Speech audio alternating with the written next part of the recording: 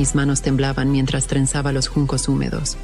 This podcast is brought to you by Carvana. Carvana lets you buy your next car on your terms. Explore a massive inventory online, filter for what matters, and find your perfect match. Then choose delivery to your home or pick it up at one of Carvana's iconic car vending machines. Every car also comes with a 7-day money-back guarantee, so you can make sure it's the right fit. Buy your car on Carvana. Delivery or pickup fees may apply. Limitations and exclusions may apply. See our 7-day return policy at Carvana.com. Carvana. Welcome to Sephora. I'm looking for a perfume that's not too perfumey. I got you. Serum moisturizer or moisturizer serum. Let's get into layering. My concealer is making me look worse? Sounds like the wrong shade. Let's get you matched. There's only one store that really gets what you're going for. Get beauty from people who get beauty. Only at Sephora. Hi, Let's get you a basket. Cada respiración era una plegaria silenciosa. Afuera, los soldados egipcios recorrían las calles, sus sandalias resonando como tambores de muerte. El llanto de las madres hebreas era el himno de nuestros días. 3 meses había logrado esconder mi secreto. 3 meses de susurros y sobresaltos a medianoche. Mi hermoso niño dormía plácidamente, ajeno a la sentencia que pendía sobre su cabeza. La cesta estaba casi terminada, impermeabilizada con betún y brea. Mis lágrimas caían sobre ella mientras mis dedos trabajaban frenéticamente. El Nilo, dador de vida para los egipcios, sería ahora el único camino de esperanza para mi hijo. Miriam, apenas una niña, observaba desde la esquina, sus ojos grandes y asustados. Al amanecer, cuando la niebla aún cubría las aguas, caminé con mi precioso tesoro. Cada paso me desgarraba. Le canté por última vez. Respiré su aroma. Besé su frente. Adonai estará contigo. Susurré mientras lo depositaba en su frágil embarcación.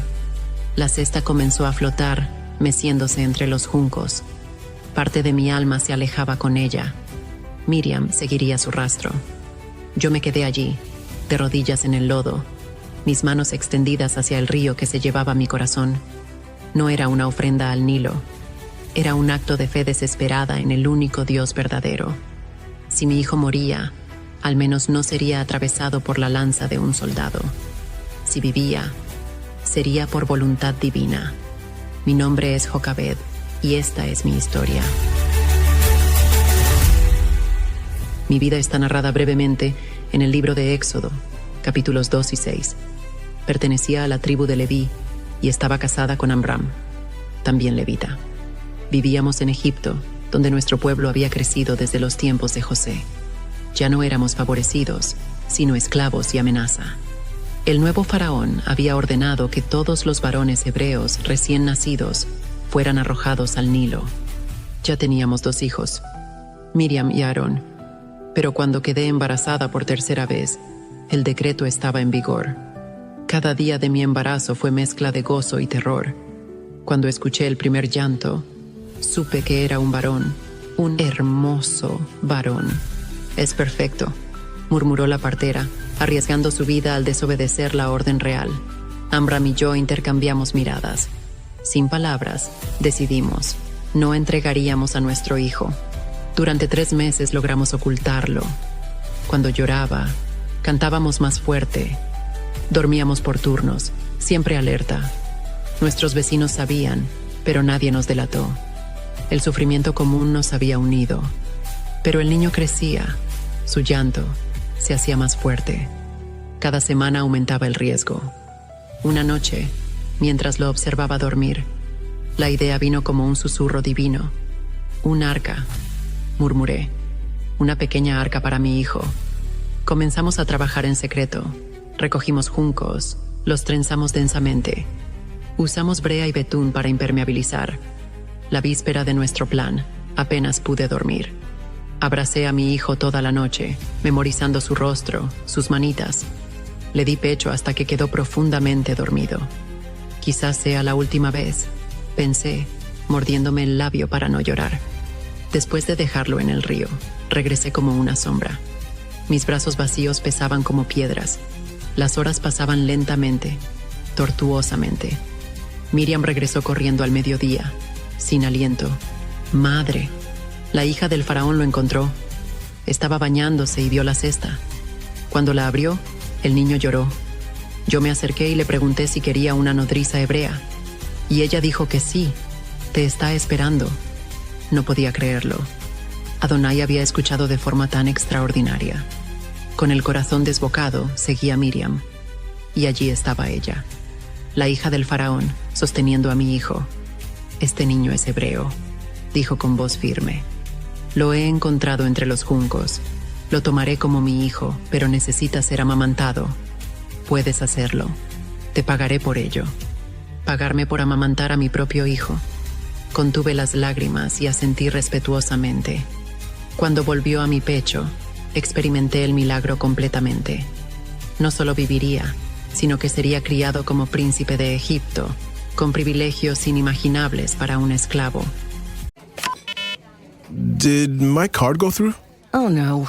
Your small business depends on its internet, so switch to Verizon Business. And you could get LTE Business Internet starting at $39 a month when paired with select business mobile plans. That's unlimited data for unlimited business. There we go. Get the internet you need at the price you want. Verizon Business. Starting price for LTE Business Internet, 25 megabits per second, unlimited data plan with select Verizon Business smartphone plan savings. Terms apply.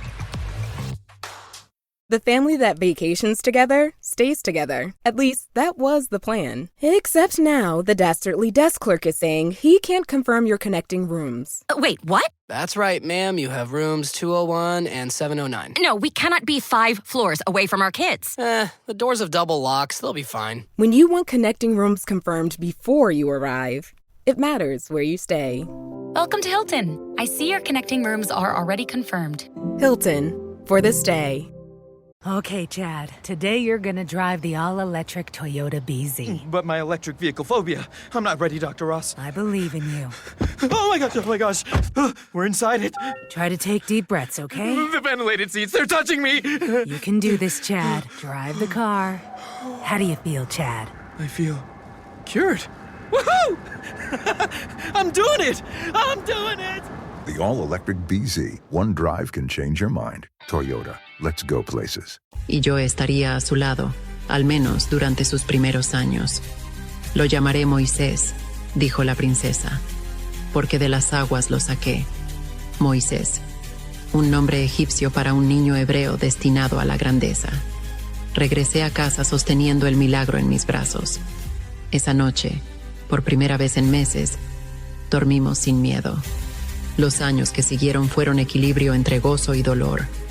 Gozo porque podía criarlo, enseñarle nuestra lengua, nuestras historias, nuestra fe.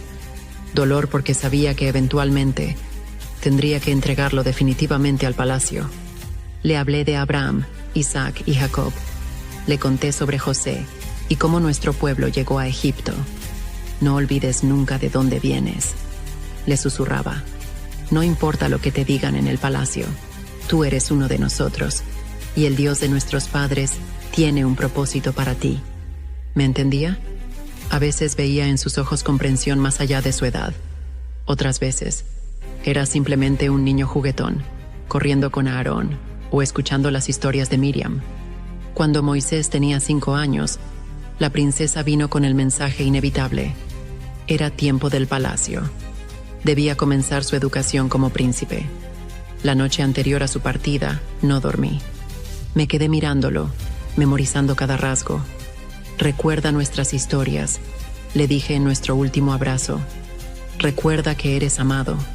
Y recuerda que el Dios de nuestros padres siempre estará contigo, incluso en el palacio. Al día siguiente, vestido con ropas lujosas, Moisés partió. Antes de subir al carruaje dorado, corrió hacia mí una última vez y susurró. Te quiero, madre. Madre. Me llamó madre. Ese fue mi consuelo durante los años oscuros que siguieron. No lo vi por mucho tiempo. Ocasionalmente, Miriam traía noticias. Moisés crecía fuerte e inteligente, aprendiendo ciencias y artes egipcias, pero manteniendo cierta distancia, como recordando su origen. Los años pasaron. Nuestro pueblo seguía bajo esclavitud cada vez más severa. A veces me preguntaba si todo había sido en vano. ¿Acaso un príncipe egipcio recordaría a sus hermanos esclavizados? Entonces llegaron las noticias. Moisés había matado a un capataz que golpeaba a un esclavo hebreo. Había defendido a uno de los nuestros. Las semillas plantadas habían germinado, pero tuvo que huir, buscado por asesinato. Durante 40 años no supimos de él. Algunos decían que había muerto, otros que vivía entre madianitas. Yo seguía rezando cada noche, pidiendo a Dios que lo protegiera y que cumpliera su propósito. Ya anciana, escuché rumores. Un hombre había regresado del desierto, enviado por Dios para liberarnos. Su nombre era Moisés. ¿Podía ser él? ¿Había vuelto mi hijo? Lo vi una vez más antes de mi muerte. Estaba transformado, curtido por el sol.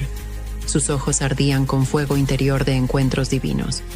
Era un profeta, un líder, el instrumento escogido por Dios. Me reconoció entre la multitud. Tomó mis manos arrugadas entre las suyas. Madre, dijo simplemente. No necesité más. En esa palabra estaba todo. Reconocimiento, gratitud, amor y comprensión del plan divino que nos había entrelazado. Yo hice lo que pude, le dije temblorosa. Ahora el resto está en tus manos y en las de Dios. No temí lanzarte al río aquel día, continué, porque sabía que Adonai tenía planes para ti, y ahora veo que tenía razón. No viví para ver las plagas, ni el éxodo, ni el mar rojo, pero morí en paz, sabiendo que mi pequeña cesta había sido el primer paso de la liberación de todo un pueblo. Mi historia no es solo de una madre, es de confianza radical, de esperanza contra toda esperanza. Es testimonio de cómo Dios usa los actos de fe más pequeños para cambiar la historia. Cada vez que veas a una madre defendiendo a sus hijos, recuerda, a veces, lo que parece derrota es solo el comienzo de una victoria mayor. Recuerda que incluso en las circunstancias más oscuras, la luz divina nunca se extingue. La historia de Jocabed resuena poderosamente en este tiempo, donde tantas familias enfrentan situaciones imposibles. Hoy vemos madres que cruzan fronteras peligrosas con sus hijos en brazos, buscando un futuro mejor. Vemos padres que trabajan turnos dobles para dar educación a sus pequeños. Vemos familias separadas por guerras, pandemias y políticas. Como Jocabed, ellos también enfrentan decisiones desgarradoras, con la esperanza de que sus sacrificios darán fruto en la siguiente generación. La fe paciente de Jocabed nos desafía profundamente. Ella sembró en su hijo durante esos primeros años críticos, sin garantía de resultados, confiando en que esas semillas germinarían algún día. ¿Cuántos de nosotros estamos dispuestos a invertir años en algo sin resultados visibles inmediatos? En un mundo digital que nos promete soluciones rápidas y efectos instantáneos, la paciente espera de Jocabed, 40 años sin ver a su hijo y sin saber si su sacrificio había valido la pena, nos enseña el verdadero significado de la fe perseverante. Quizás la lección más poderosa de Jocabed para nosotros hoy es que ella nos muestra que el acto supremo de fe es soltar, entregar, confiar. Cuando puso a su hijo en esa frágil canasta sobre el Nilo, literalmente entregó lo que más amaba al cuidado de Dios. Su historia nos recuerda que nuestros esfuerzos por controlarlo todo son, en última instancia, una ilusión. Las verdaderas transformaciones, los verdaderos milagros, comienzan cuando tenemos el valor de abrir nuestras manos y confiar. Queridos amigos, gracias desde lo más profundo por haber escuchado esta historia. A veces, cuando todo parece imposible, es cuando Dios está trabajando más poderosamente. Las lágrimas caían sin control sobre mis manos temblorosas mientras me arrodillaba en el santuario.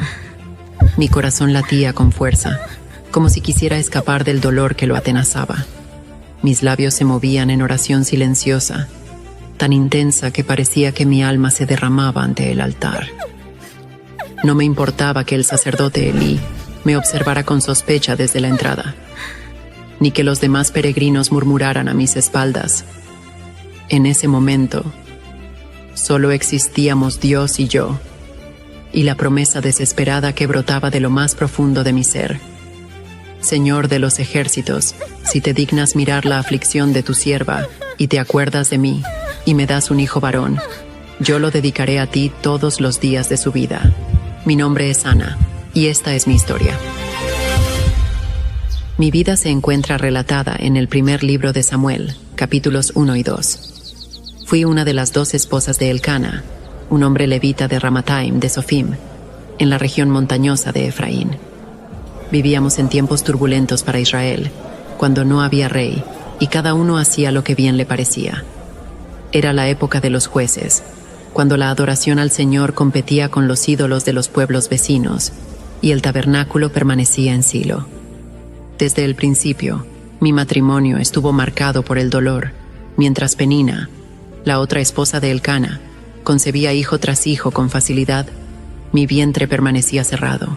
En aquellos días, no había mayor vergüenza para una mujer que la esterilidad. Era considerada una maldición, un signo del desagrado divino. Elcana me amaba profundamente. Ana, ¿por qué lloras? ¿Por qué no comes? ¿Por qué está afligido tu corazón? ¿No te soy yo mejor que 10 hijos? Me preguntaba con ternura. Y aunque su amor era un bálsamo para mi alma herida, no podía llenar el vacío que sentía al ver a otras mujeres acunando a sus bebés. Cada año subíamos a Silo para adorar y ofrecer sacrificios al Señor. Eran momentos que deberían haber sido de alegría y celebración familiar, pero para mí se convertían en una tortura. Cuando Elcana distribuía porciones del sacrificio, a mí me daba una porción especial, demostrando su preferencia. Esto enfurecía a Penina, quien aprovechaba cualquier oportunidad para provocarme y recordarme mi esterilidad. ¿De qué te sirve ser la favorita si no puedes darle un hijo?, me susurraba con malicia mientras sus hijos correteaban a su alrededor. Sus palabras eran como dagas que se clavaban en mi corazón ya herido. Año tras año era lo mismo. El viaje a Silo, las provocaciones de Penina, mis lágrimas, mi incapacidad de comer durante el festín sagrado, me consumía en mi dolor, incapaz de encontrar consuelo incluso en las palabras amorosas de mi esposo. Pero aquel año fue diferente. Después de soportar las burlas habituales de Penina, algo se quebró dentro de mí. No podía seguir viviendo así, atrapada en un ciclo interminable de humillación y desesperanza. Cuando terminó la comida en Silo, me levanté y me dirigí sola al tabernáculo. Me postré ante el Señor con una determinación que nunca antes había sentido. Las lágrimas corrían por mis mejillas, pero ya no eran lágrimas de autocompasión, sino de súplica ferviente. Hice un voto solemne. Si el Señor me concedía un hijo varón, yo lo devolvería a él para que le sirviera todos los días de su vida. Y nunca pasaría navaja sobre su cabeza como señal de su consagración. Mientras oraba en silencio, moviendo solo los labios sin emitir sonido alguno, el sacerdote Elí me observaba desde su asiento junto a la entrada del santuario. Mi fervor era tal que él pensó que estaba ebria. ¿Hasta cuándo estarás embriagada? Digiere tu vino, me reprendió con dureza. No, señor mío, respondí con humildad, pero con firmeza. Soy una mujer atribulada de espíritu.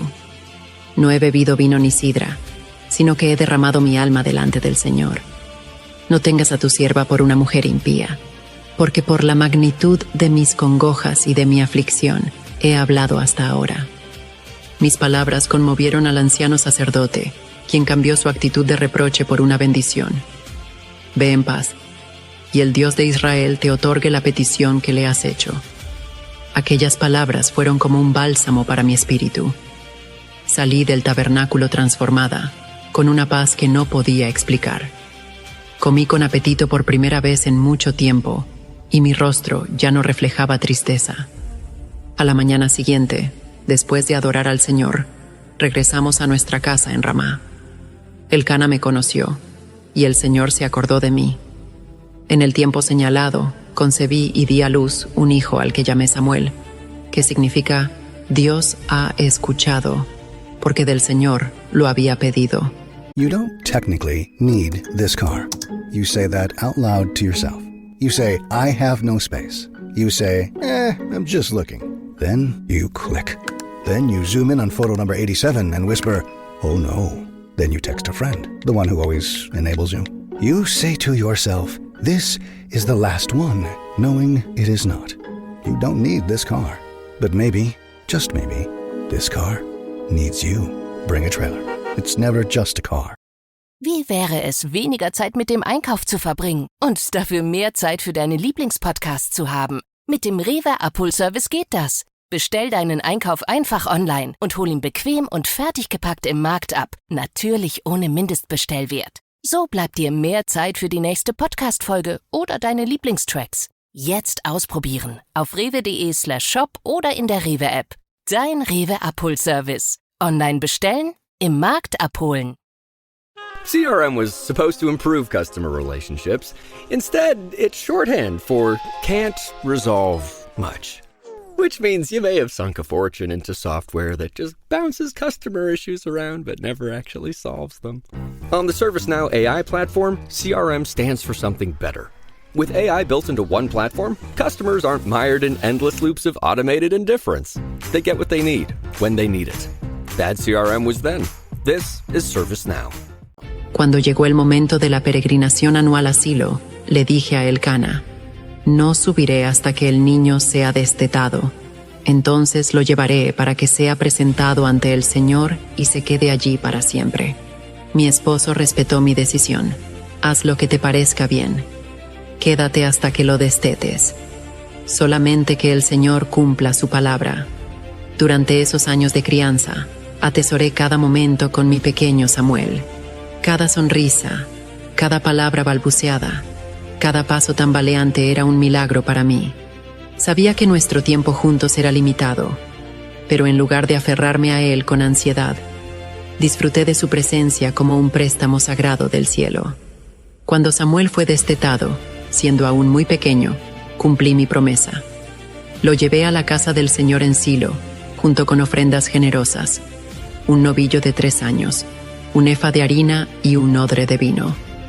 Con el corazón dividido entre el dolor de la separación y la alegría del cumplimiento, me presenté ante Eli. «Oh, Señor mío», le dije, «yo soy aquella mujer que estuvo aquí junto a ti orando al Señor. Por este niño oraba, y el Señor me ha concedido la petición que le hice. Por eso, yo también lo dedico al Señor. Todos los días de su vida será del Señor».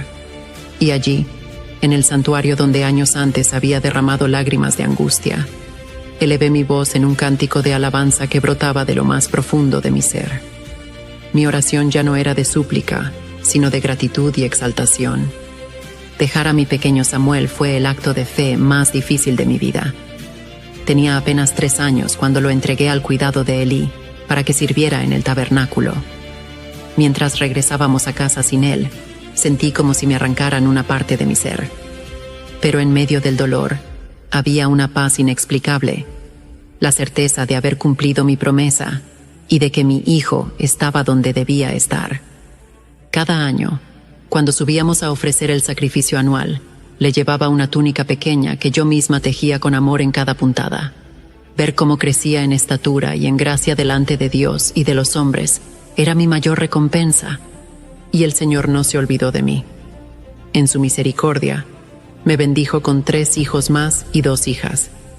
Pero Samuel, mi primogénito, mi milagro, ocupaba un lugar especial. Desde la distancia, observé cómo se convertía en un poderoso profeta que ungiría a los primeros reyes de Israel y guiaría a la nación en tiempos turbulentos. Mi historia es un testimonio de que Dios escucha el clamor de los corazones quebrantados, de que la esterilidad, las burlas y el dolor no son la última palabra para quienes confían en Él, de que a veces nuestras mayores bendiciones vienen después de nuestras más profundas angustias.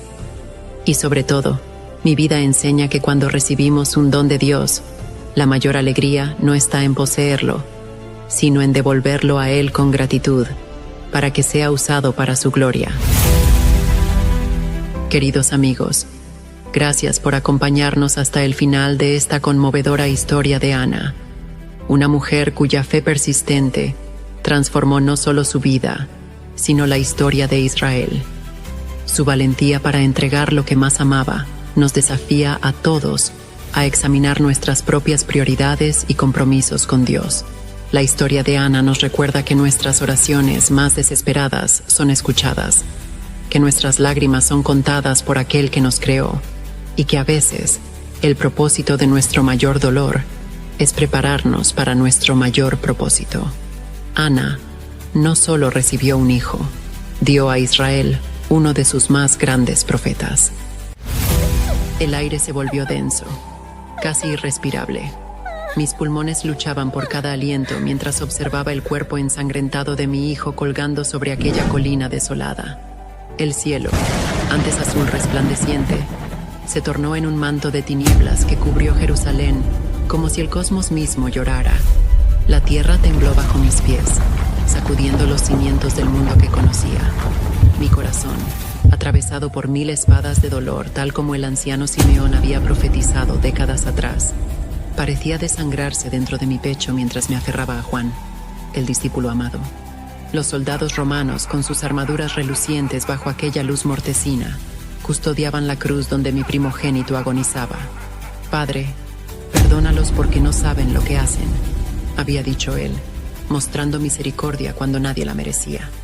Yo, que guardé cada profecía en mi corazón desde que era una joven en Nazaret, ahora comprendía el peso insoportable de ser la madre del Mesías. Sentí como su mirada, aún llena de amor pese al tormento, buscaba la mía entre la multitud. «Mujer, ahí tienes a tu hijo», me dijo, entregándome a Juan. El velo del templo se rasgó cuando exhaló su último aliento. En ese momento, recordé al ángel Gabriel, sus palabras sobre mi vientre bendito, y cómo mi sí cambió la historia de la humanidad. Mi nombre es María, la madre de Jesús, y esta es mi historia. Todo comenzó en Nazaret, un pequeño pueblo de Galilea. Yo era apenas una joven, quizás de 15 años, prometida a un carpintero llamado José, un hombre justo del linaje de David. Mi vida transcurría entre el aprendizaje de las tradiciones que toda mujer hebrea debía dominar: cocinar, tejer, extraer agua del pozo comunal y, sobre todo, mantener viva la llama de nuestra fe en el Dios de Abraham, Isaac y Jacob. Aquella mañana, el cielo estaba despejado. Un manto azul intenso contrastaba con las casitas blancas de Nazaret. Regresé a casa, depositando el agua en las tinajas. Me disponía a moler el grano para el pan del día cuando una luz cegadora inundó la humilde estancia, obligándome a proteger mis ojos con las manos. «Salve, llena de gracia, el Señor está contigo». La voz resonó con la claridad del agua cristalina y la fuerza de una tormenta del desierto. Cuando mis ojos se adaptaron a aquel resplandor, vi ante mí una figura imponente, un ser que no pertenecía a este mundo. Sus ojos, profundos como la eternidad misma, me miraban con infinita bondad. El miedo me paralizó. No podía articular palabra alguna. «No temas, María, porque has hallado gracia delante de Dios. Concebirás en tu vientre y darás a luz un hijo, y llamarás su nombre Jesús». Mientras el ángel hablaba, sentí cómo el tiempo se detenía. Él será grande, y será llamado Hijo del Altísimo. Y el Señor Dios le dará el trono de David su padre, y reinará sobre la casa de Jacob para siempre, y su reino no tendrá fin. Mi mente, sobrecogida, intentaba asimilar aquellas palabras portadoras de un destino que sobrepasaba cualquier entendimiento humano. El trono de David, un reino eterno. Pero yo, una simple muchacha de Nazaret, ¿cómo podría ser instrumento para algo tan grandioso? ¿Cómo será esto? Pues no conozco varón, pregunté, con voz temblorosa. El ángel, a quien después supe que se llamaba Gabriel, me miró con una sonrisa que parecía contener todos los secretos del universo. El Espíritu Santo vendrá sobre ti, y el poder del Altísimo te cubrirá con su sombra, por lo cual también el santo ser que nacerá será llamado Hijo de Dios.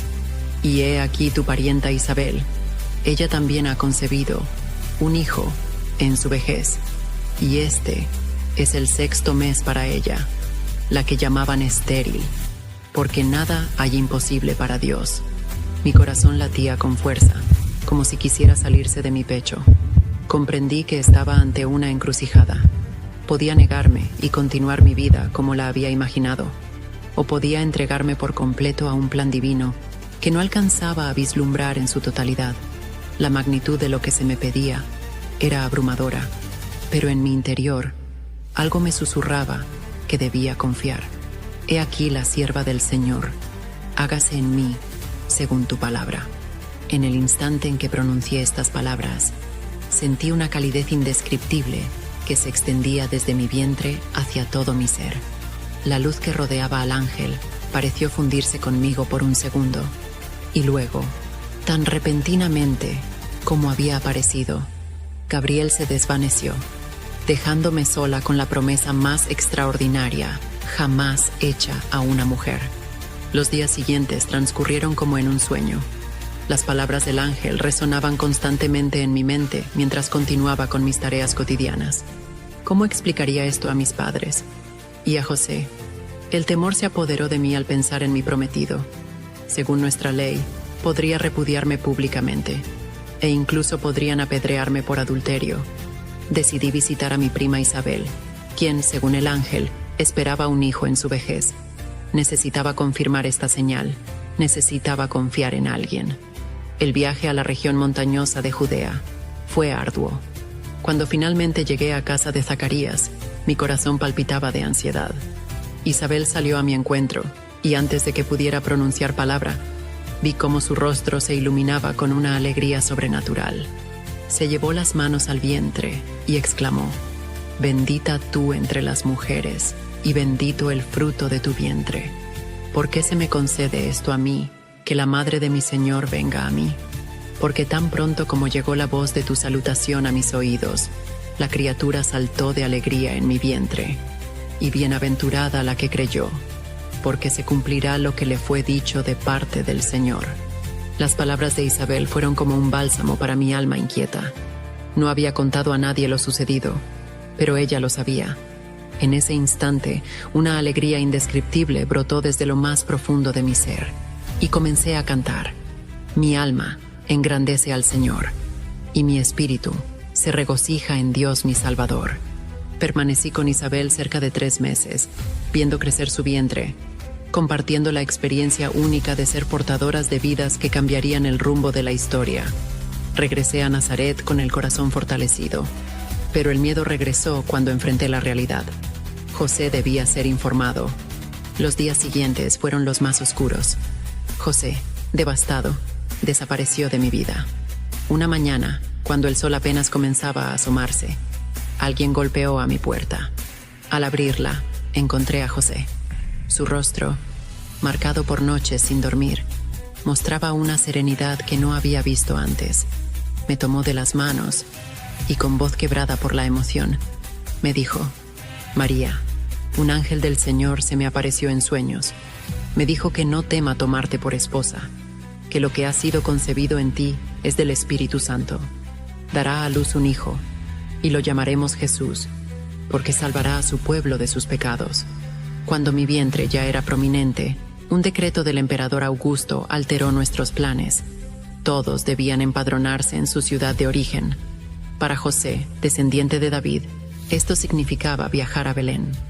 El viaje, de casi 150 kilómetros, suponía un desafío enorme en mi condición. Empacamos lo esencial y nos unimos a una caravana que se dirigía al sur. El trayecto fue extenuante. Montada sobre un asno, sentía cada piedra del camino, cada bache, mientras el niño se movía inquieto en mi interior. Cuando finalmente divisamos Belén desde lo alto de una colina, el alivio me invadió. La pequeña ciudad, rebosante de viajeros que acudían al censo, parecía un hormiguero. José, preocupado por mi estado, se adelantó para buscar alojamiento, mientras yo esperaba, agotada, junto a nuestras pertenencias. Las primeras contracciones comenzaron al atardecer. Débiles al principio, fueron intensificándose mientras el sol se ocultaba. José regresó con el rostro descompuesto. No había posada disponible en toda Belén. Desesperado, llamó puerta tras puerta, explicando mi situación, pero solo encontrábamos negativas.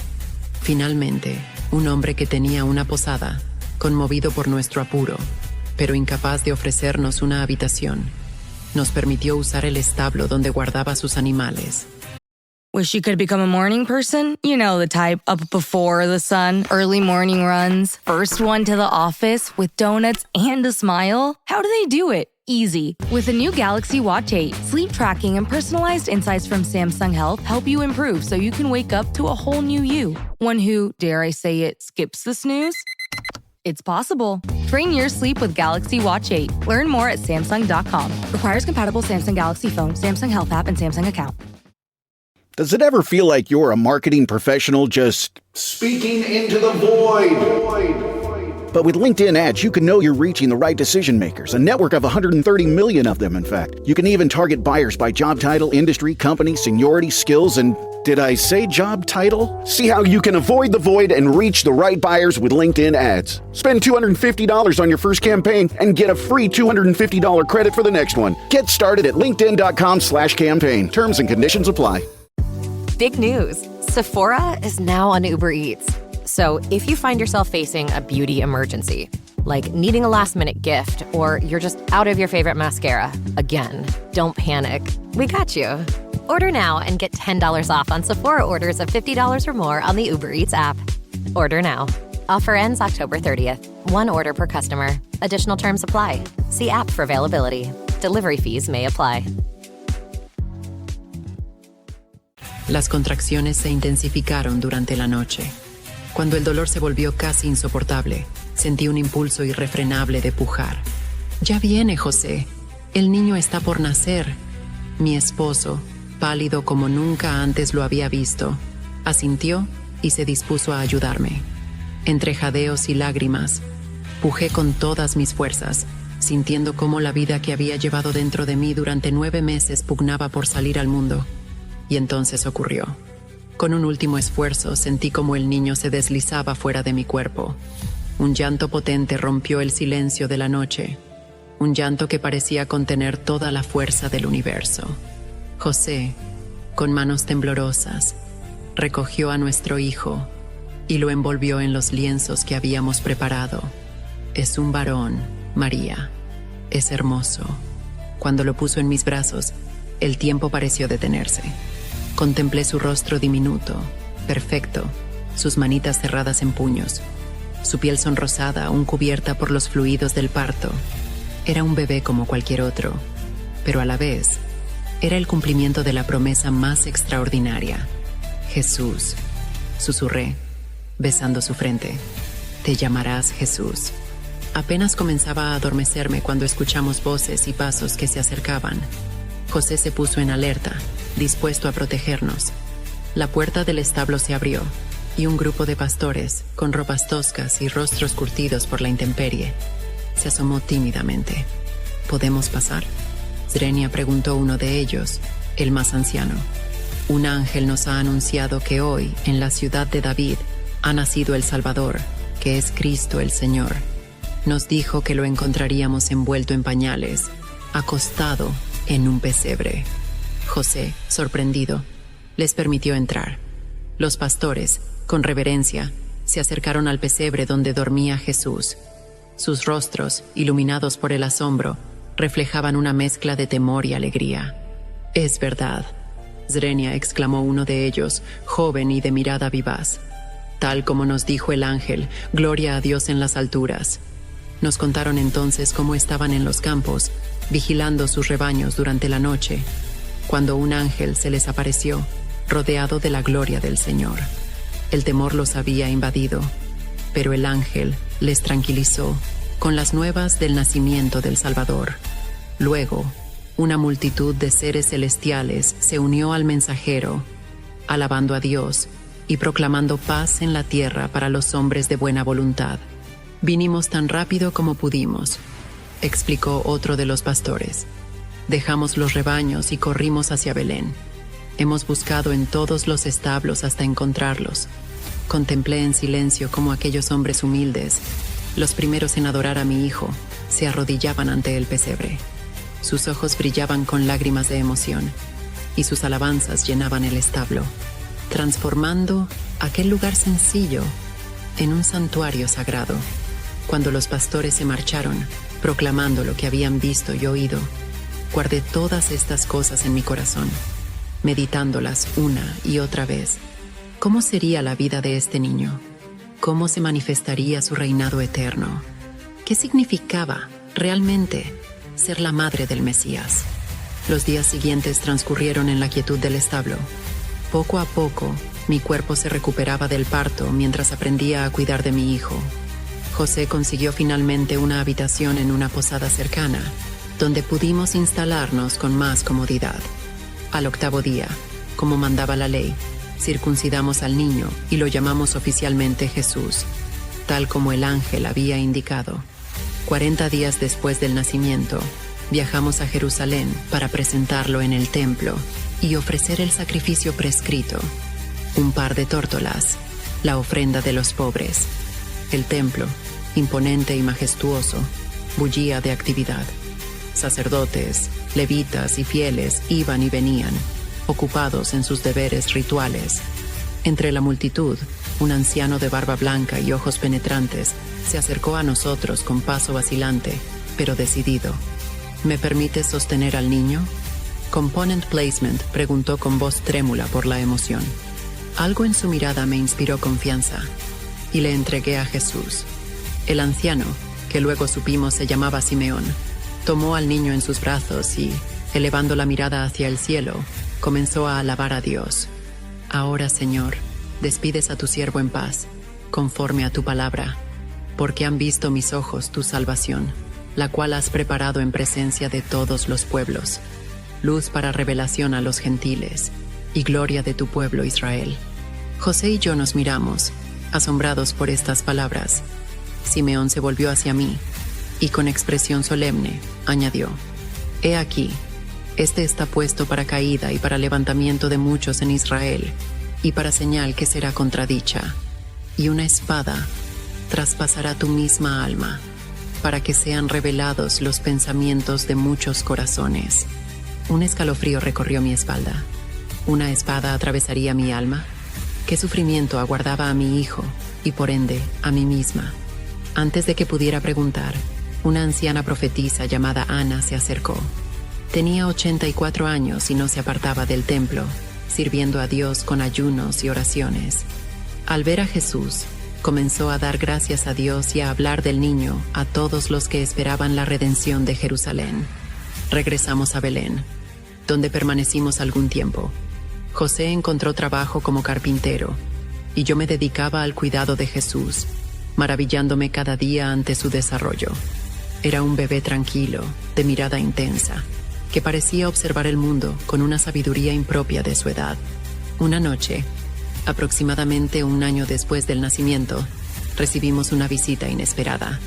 Un grupo de hombres ricamente ataviados, con ropajes exóticos y séquitos de sirvientes, llegó a nuestra modesta vivienda. Eran magos del Oriente, sabios que estudiaban las estrellas y buscaban señales en el firmamento. Hemos visto su estrella en el Oriente, explicó uno de ellos, inclinándose ante Jesús, y hemos venido a adorarle.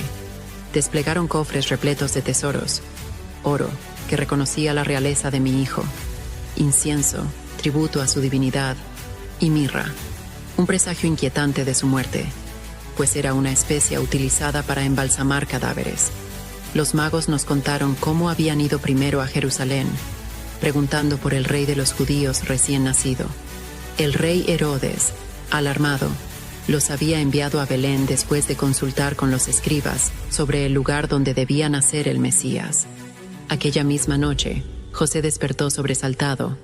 Un ángel le había advertido en sueños que Herodes buscaría al niño para matarlo. Debíamos huir inmediatamente a Egipto y permanecer allí hasta nuevo aviso. Con el corazón encogido, empacamos apresuradamente nuestras escasas pertenencias y los valiosos regalos de los magos. Partimos antes del amanecer, aprovechando la oscuridad para no llamar la atención. El viaje hacia Egipto fue arduo y peligroso. Atravesamos el desierto bajo un sol abrasador durante el día y un frío punzante durante la noche. Jesús, ya capaz de sentarse y balbucear algunas palabras, soportó el viaje con una fortaleza que me sorprendía constantemente.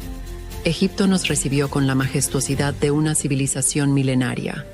nos establecimos en una pequeña comunidad judía en los alrededores de Alejandría. José encontró trabajo en su oficio, y los regalos de los magos nos permitieron iniciar una vida modesta pero digna. Aprendimos el idioma local, nos adaptamos a costumbres diferentes y vimos crecer a nuestro hijo lejos de su tierra natal. Fueron años de exilio, de añoranza por el hogar, pero también de una paz relativa. Jesús creció sano y fuerte, mostrando desde temprana edad una inteligencia y sensibilidad extraordinarias. Pasaba horas observando a José en su taller, aprendiendo el oficio de carpintero. Conmigo, aprendía las escrituras, que memorizaba con una facilidad asombrosa.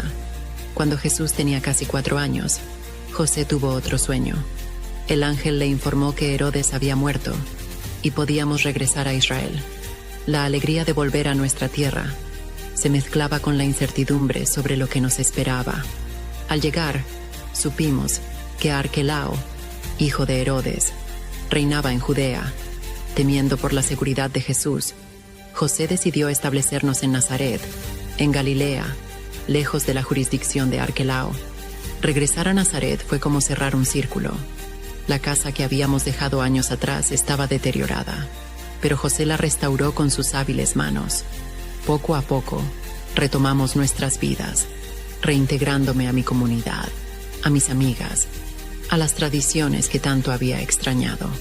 Jesús creció entre las colinas de Galilea, jugando con otros niños, ayudando a José en el taller, acompañándome al pozo para sacar agua. Era un niño obediente y compasivo, pero también mostraba una independencia de pensamiento que a veces nos desconcertaba. Sus preguntas sobre las Escrituras, sobre Dios, sobre el sufrimiento del pueblo bajo la ocupación romana, revelaban una profundidad poco común. Cuando Jesús cumplió 12 años, viajamos a Jerusalén para celebrar la Pascua, como era nuestra costumbre. La ciudad, rebosante de peregrinos, vibraba con la expectativa de la fiesta más importante para nuestro pueblo. El templo, con sus imponentes columnas y su resplandeciente techo dorado, era el centro de todas las actividades. Pasamos los días prescritos participando en las ceremonias, ofreciendo sacrificios, rezando con la comunidad. Cuando la festividad concluyó, emprendimos el regreso a Nazaret junto con la caravana de Galileos. Jesús, pensamos, viajaba con sus primos o amigos entre la multitud. Solo al finalizar el primer día de viaje, cuando nos reunimos para acampar, nos dimos cuenta de que no estaba con nosotros. El pánico me invadió. This episode is brought to you by Amazon Business. We could all use more time. Amazon Business offers smart business buying solutions, so you can spend more time growing your business and less time doing the admin. I can see why they call it smart. Learn more at amazonbusiness.com. Building a portfolio with Fidelity Basket Portfolios is kind of like making a sandwich. It's as simple as picking your stocks and ETFs, sort of like your meats and other toppings, and managing it as one big, juicy investment. Now that's pretty good. Learn more at fidelity.com/baskets. Investing involves risk, including risk of loss. Fidelity Brokerage Services, LLC. Member NYSE SIPC. José y yo buscamos entre familiares y conocidos, preguntando si alguien había visto a nuestro hijo. Nadie sabía de él. Con el corazón desbocado, regresamos apresuradamente a Jerusalén. Durante 3 días recorrimos la ciudad, buscando en cada calle, en cada plaza, preguntando a cada persona que encontrábamos. El temor crecía con cada hora que pasaba. ¿Le habría ocurrido algo? ¿Habría sido secuestrado? ¿Estaría herido? ¿O, peor aún, muerto? Finalmente, desesperados, acudimos al templo. Y allí estaba, sentado entre los doctores de la ley, escuchándolos y haciéndoles preguntas. Todos los que le oían estaban asombrados de su inteligencia y sus respuestas. El alivio inicial dio paso a la indignación. Corrí hacia él y con voz quebrada por la emoción, le reclamé: «Hijo, ¿por qué nos has hecho esto? Tu padre y yo te hemos buscado con angustia». Jesús me miró con una mezcla de sorpresa y serenidad que me desconcertó. «¿Por qué me buscabais? ¿No sabíais que en los asuntos de mi padre me es necesario estar?» Sus palabras me dejaron sin aliento. No comprendí plenamente lo que quería decir, pero percibí que algo había cambiado en él, que comenzaba a tomar conciencia de su misión especial. Regresó con nosotros a Nazaret y continuó siendo obediente, creciendo en sabiduría, en estatura y en gracia ante Dios y los hombres. Yo, sin embargo, guardaba todas estas cosas en mi corazón, meditándolas una y otra vez. Los años pasaron y Jesús se convirtió en un hombre. José nos dejó cuando mi hijo tenía cerca de 20 años, partiendo serenamente después de una breve enfermedad. Juntos lloramos su pérdida, y Jesús asumió la responsabilidad del taller y el sustento de la familia. Vivimos tranquilamente por varios años más. Jesús era respetado en Nazaret por su trabajo honesto y su sabiduría. Acudía fielmente a la sinagoga cada sábado, donde a veces le pedían que leyera las Escrituras, lo que hacía con una autoridad natural que impresionaba a todos. Todo cambió cuando Juan, el hijo de mi prima Isabel, comenzó a predicar y bautizar en el río Jordán. Las noticias de este profeta que vivía en el desierto, vestido con pieles de camello y alimentándose de langostas y miel silvestre, llegaron hasta Nazaret. La gente decía que anunciaba la inminente llegada del reino de Dios y llamaba al arrepentimiento. Un día, Jesús me anunció que iría a escuchar a Juan. Algo en su mirada me dijo que no regresaría pronto. Preparé provisiones para su viaje y, con el corazón encogido, lo vi partir. Pasaron semanas sin noticias suyas.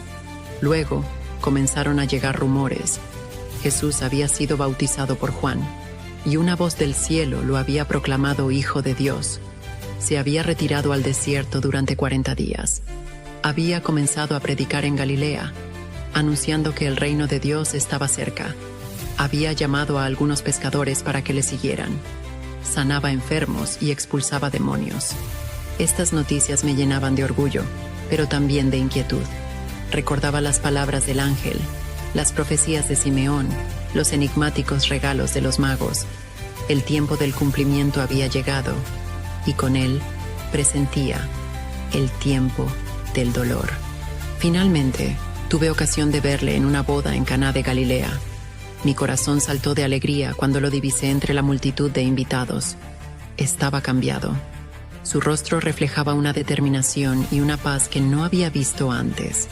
Le acompañaban algunos hombres, sus primeros discípulos, que lo miraban con una mezcla de respeto y fascinación.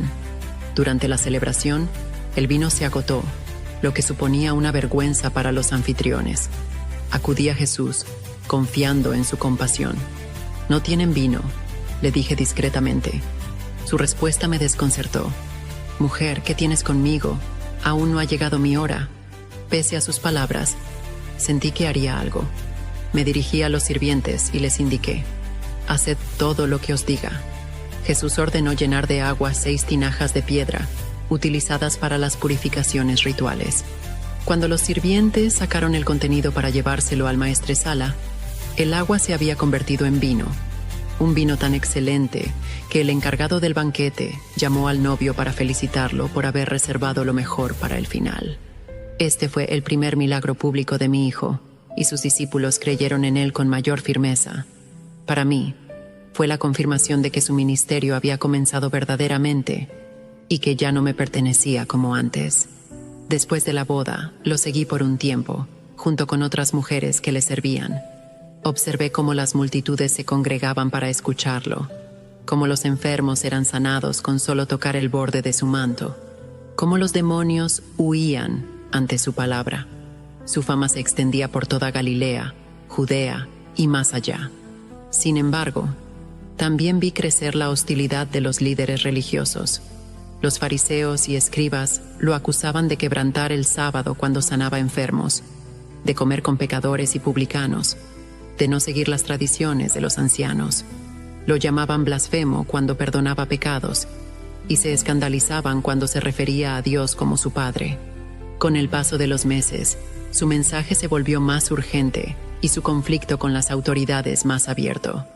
Habló sin tapujos contra la hipocresía de los fariseos, contra la explotación que ocurría en el templo, contra el formalismo religioso vacío. Anunciaba un reino donde los últimos serían primeros. donde los mansos heredarían la tierra, donde los misericordiosos alcanzarían misericordia. Cuando decidió subir a Jerusalén para la Pascua, 3 años después del inicio de su ministerio, presentí que se acercaba el momento predicho por Simeón. La ciudad estaba al borde de la rebelión contra los romanos, y las autoridades judías temían cualquier alteración del orden público. La entrada de Jesús en Jerusalén fue triunfal.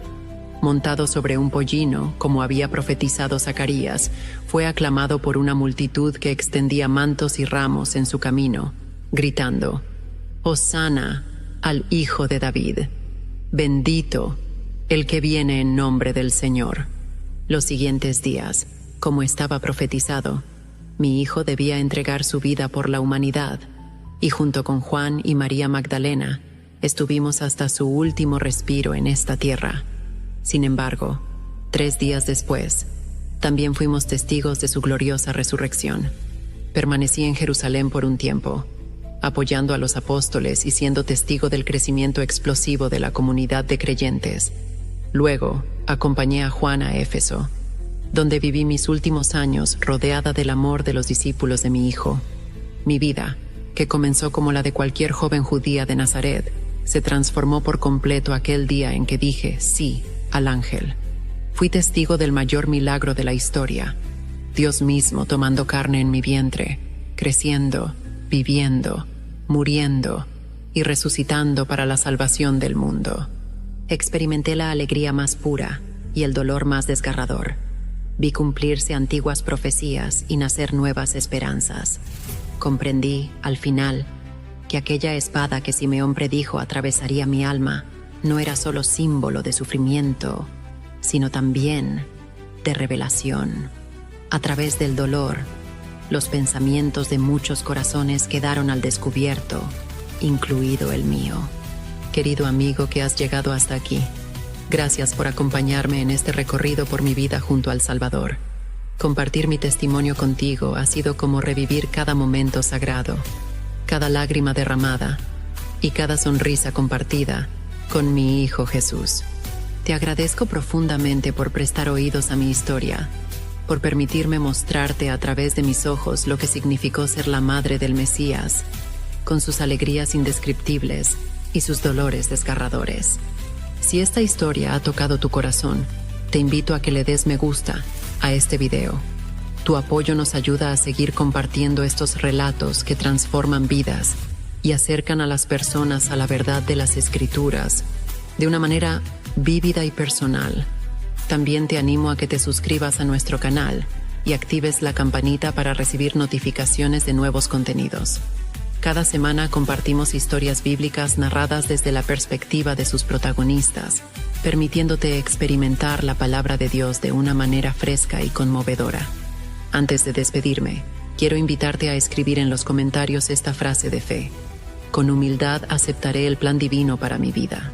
Esta simple pero poderosa declaración puede recordarte que, al igual que yo, estás llamado a confiar en los propósitos de Dios, incluso cuando no comprendas completamente el camino. Por favor, comparte esta historia con tus amigos y familiares. Quizás alguien necesite escuchar hoy que, sin importar cuán ordinaria parezca su vida, Dios puede hacer cosas extraordinarias a través de un corazón dispuesto. Hasta la próxima. Bendiciones.